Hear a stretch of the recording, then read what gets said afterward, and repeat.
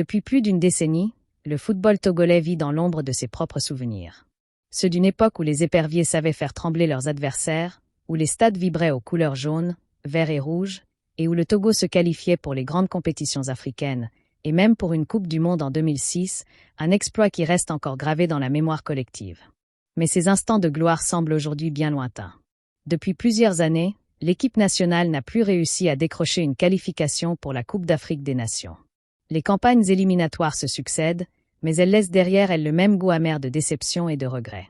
Les éperviers ne gagnent plus, ne marquent plus leur territoire, et se contentent trop souvent de matchs nuls sans relief ou de défaites frustrantes. Pour la CAN 2025, qui se déroulera au Maroc, l'histoire s'est répétée. Le Togo n'y sera pas. Cette longue année sans la moindre présence dans la compétition reine du continent africain. Cette année qui pèse comme un fardeau sur les épaules de toute une nation passionnée de football.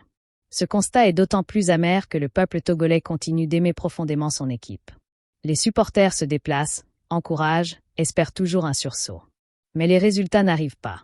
Les générations se succèdent, les joueurs changent, mais la spirale négative persiste.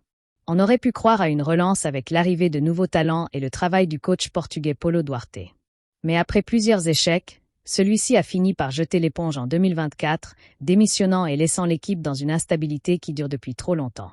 Puis il y a eu cette rencontre, symbole de tous les maux actuels. Le match du 5 septembre 2025 face à la Mauritanie, dans le cadre des éliminatoires pour la Coupe du Monde 2026.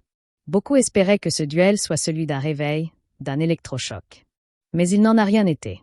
Les Mauritaniens ont rapidement ouvert le score, dès la 13e minute. Le Togo, dépassé dans l'organisation, incapable de réagir collectivement, a subi le jeu. Et lorsque la Mauritanie a doublé la mise en seconde période, tout espoir s'est envolé. Score final, 2-0. Une défaite de plus. Une désillusion supplémentaire.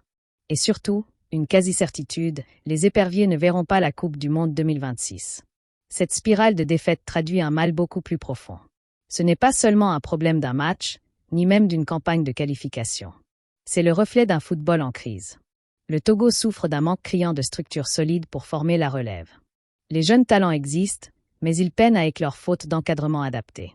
Beaucoup s'exilent, d'autres abandonnent, et rares sont ceux qui parviennent à briller au niveau international. La fédération, de son côté, peine à établir une vision claire et durable.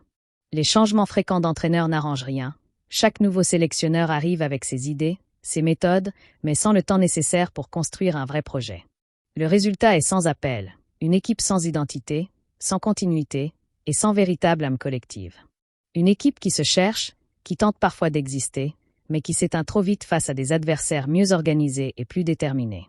Pourtant, malgré ce tableau sombre, l'espoir n'est pas totalement perdu. Le football togolais a déjà montré qu'il pouvait renaître. Les exemples passés en sont la preuve. Ce pays a des talents, une jeunesse passionnée, et un public prêt à soutenir son équipe corps et âme. Mais il faut désormais une refondation en profondeur. Cela passe par un travail sérieux sur la formation des jeunes, par la mise en place d'un projet de long terme au niveau de la fédération, par la stabilité du staff technique et par la redécouverte d'une identité de jeu claire, capable de redonner confiance aux joueurs comme aux supporters. Aujourd'hui, l'équipe nationale togolaise est à un tournant de son histoire. Elle ne joue plus les premiers rôles en Afrique. Elle n'est plus crainte. Elle peine même à exister dans des éliminatoires où jadis, elle se battait avec honneur. Le chemin sera long, semé d'embûches, mais il reste possible. Car le football, par nature, est imprévisible. Une génération peut changer le destin d'une nation. Une vision claire peut transformer des années de souffrance en renaissance. Le Togo est aujourd'hui absent des grands rendez-vous, absent des débats continentaux, et les défaites comme celle contre la Mauritanie viennent rappeler l'ampleur du travail à accomplir. Mais chaque chute peut être l'occasion d'un nouveau départ.